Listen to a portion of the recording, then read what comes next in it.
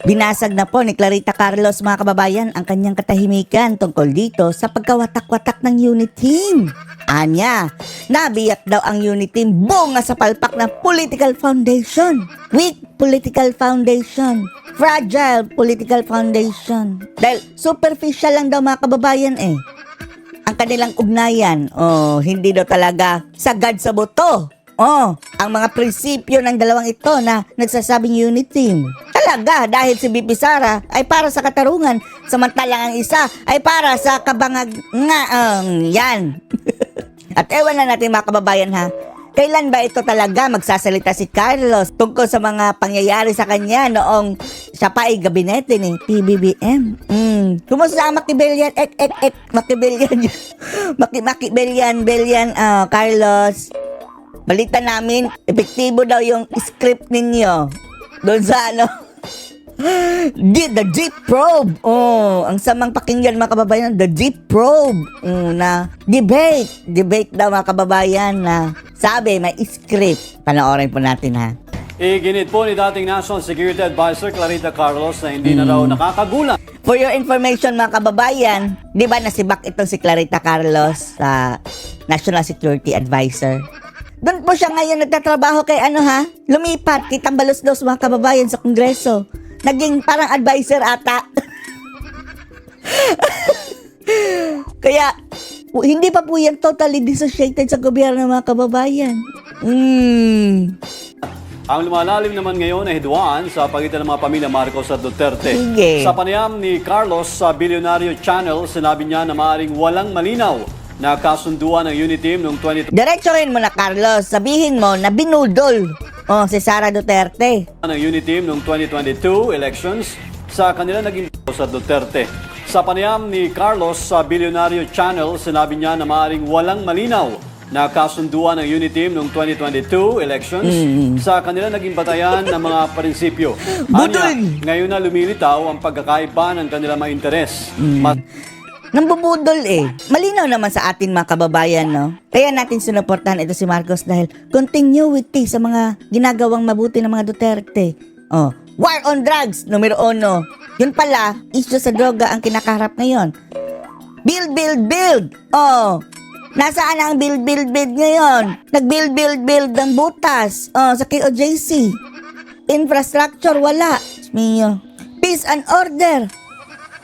order na ba? Nagrabe na po ang patayan, mga kababayan, nakawan. Snatchat up. Basta mga kriminal, mga petty crimes, mga kababayan, bumalik na. Yan lang 3 hinihingi namin. At numero 1 pala, good governance, which is wala. Sa totoo lang. Kaya nga nilayasan ni Sara Nagiging malinaw din ang agwat sa pagitan ng dalawa.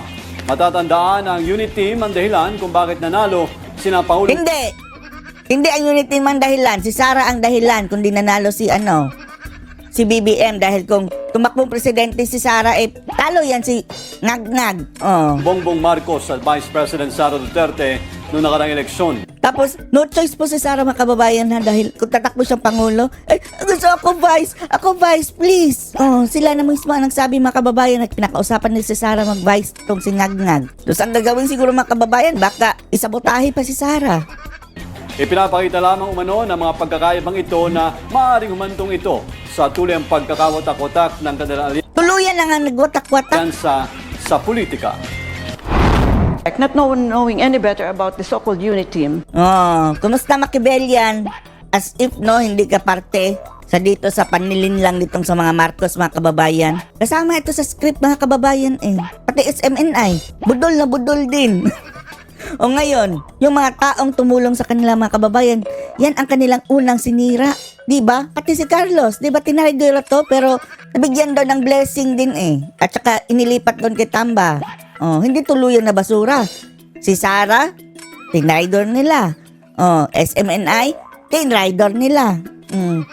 Vic Rodriguez, tinrider nila. Yung mga vloggers na sumusuporta sa kanila, tinrider nila. So what do you expect? Sisihin mo si Marcos, Clarita Carlos, pati yung amo mo na si Tambaluslos dyan sa Kongreso, lumipat kasi sa Congress, mga kababayan That there was no agreement on fundamentals. Merong agreement. Ang agreement continuity. Good governance, ipagpatuloy ang build, peace and order. Yan lang. Because if there's agreement in fundamental, Ang sabihin mo, Carlos, budol. that's deeply seated, mahirap mag-unravel. But if there's only agreement, which is so superficial, it is a very delicate coalition. In short, weak. Diretsohin mo na, Carlos. Traidor. Nag-traidor talaga. Yung manggagamit. Sa detalye ng ating mga balita, I feel sick. Ito ang kanilang flagship, mga kababayan, ng administrasyon ngayon. Achievement. Kinalimutan na talaga, mga kababayan, yung issue sa baha. Walang pakialam, kawawa. Yung nasa lanta ng bagyo, nang namatayan sa landslide. Wala na. Dito na nag-focus, mga kababayan, kay Alice Guo, kay Buloy, kay OJC. Pati nga ang pagbibigay ng ayuda sa Davao pa, o inuna. Walang mga utak, mga kababayan, no? Walang pagmamahal sa sambayan ng Pilipino. Ang priorities, mga kababayan, ay iba. Ito ang sagot ni dismissa Bamban Mayor Alice Guo sa tila fresh and happy aura nito nung sunduin siya Fresh ng and Philippine happy Authority aura. kahapon sa Indonesia.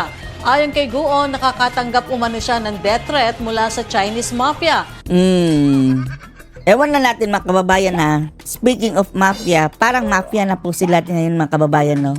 Diyan sa taas. Kaya humingi siya ng tulong kay Interior Secretary Benhar Abalos at PNP Chief Police General Romel Marbil dahil sa mga batas sa kanyang seguridad. Tiniyak naman ng PNP na walang mangyayaring special treatment kay Guo. Hindi naniniwala ang PAOK na mayroong intensyong sumuko si dismissed Banban Tarlac Mayor Alice Guo. Sinabi ni Sige, kahit ikulong nyo yan, wala kaming pake. Pero alam na namin anong purpose nyo dyan? Isasabit na naman yan si dating Pangulong Duterte, mga kababayan. PAOK spokesperson Winston Casio na 100%. kung totoo ang intensyon ito, sana ay umpisa pa lamang ay hindi na ito nagtago. Tinukoy din ito ang mga pagbabago sa dating alkalde. Hamunin namin si Hontiveros, pinagsasabi niyang ipaparusa dito kay Alice Go. 1,218 years. Kahit pa 1/4 lang yan ang magkatotoo.